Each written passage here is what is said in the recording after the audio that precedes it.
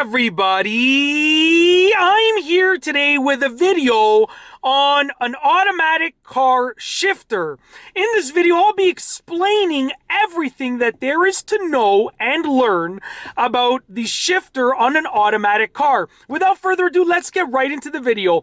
This is what the automatic shifter looks like on my CR-V. However, shifters can look very different on different cars. So you're gonna have to take this knowledge and apply it to your own vehicle. Even if the shifter looks a bit different, it's probably gonna respond and react and get used in the same way. So as you can see right here, there is a little button on the side of the shifter, and if I try and push it in, I can't really push it in, but that's because my foot is not on the brake, so it doesn't want me to shift out of anything. As you can see right here, I can't move it anywhere. If you want to be able to move the shifter out of park, and I'll go over what all of these letters mean in just a moment, you have to put your foot down on the brake, and that actually sends a signal to the shifter that will now allow me to fully push that in. As you can see, I can fully push it in, and I can shift to whatever gear I need to, just like that, okay? So we're gonna go ahead, we're gonna go back up into park. I'm going to start off by telling you what each of these letters means. P stands for park, and then sort of what each one does. R stands for reverse, N stands for neutral, D stands for drive, S stands for sport, L stands for low. Okay, so P for park, which means basically when you don't want the car to go anywhere, you put it in park, and that allows you to remove the key from the ignition and move on with your day. R stands for reverse, which means you're going to be moving in reverse, which is backwards.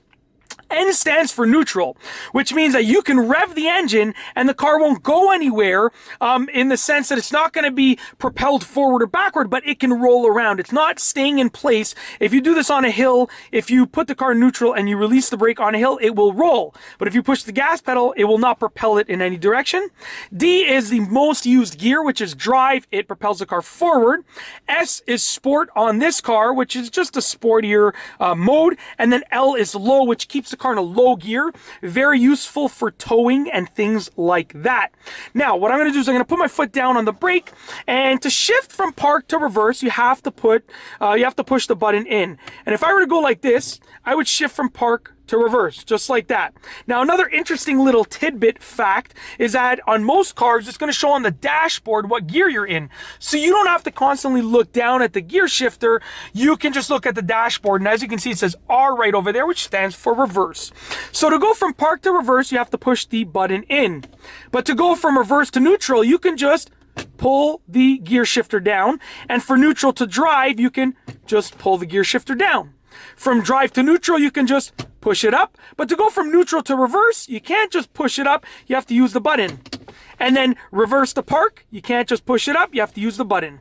So the way that it is designed is sometimes you can just pull the shifter down or up. Other times you're going to have to push the button. Basically, when it makes sense for you to be able to just pull the shifter down, that's when it allows you to do it. And when it's unsafe to move the shifter without pushing the button, when they don't want it to happen accidentally, that's when you have to push the button. I'm going to give you an example. Let's say you're in park. They don't want you to just go into reverse by accident, so you have to push the button to bring it into reverse. But when you're reversing out of a parking spot and you want to go into drive, they make it easy. You don't have to push the button. You can just go from reverse to drive, just like that. Okay, very simple. I can't pull it down to sport because they don't want us to unnecessarily put it into sport, so you got to push the button. Same thing with low. I can't just push it down, so I got to go all the way down with the button. Okay, very simple. Even going up, they don't want you to be able to pull it out of low, because if I'm towing something, they don't want me to just, switch into a higher gear and then ruin my transmission, so you have to use the button.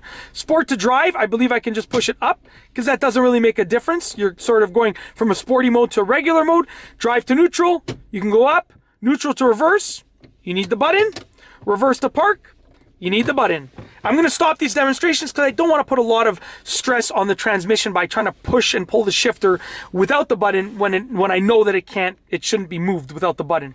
Now, in addition to shifters like this, you might find shifters that have sort of a rounded top, and then you might even find shifters that have almost like a gated look, where instead of being straight up down and having a button, you just have to maneuver the shifter to the side. So to get out of park, instead of just going straight down, you kind of have to go to the side and down. So instead of having a button, some shifters in automatic cars will have a movement where you have to intentionally push it to the side, to one side or the other, to actually move it. But I mean, that's basically it. you know, when you're driving an automatic car, most people think, you know, just go from park to reverse to drive. And they don't know what everything else means. They don't know about the specifics of how to properly use a shifter with regards to pushing the button or not pushing the button when you don't have to, and so forth. So I just wanted to go over it with you in this video. In addition to these letterings, you're also going to have on some shifters, let's say the numbers 1 and 2. And those are, in essence, taking over the low gear, because you can choose 1, which is like the lowest of the low gear, and 2, which is like the second lowest, depending on how much you're towing.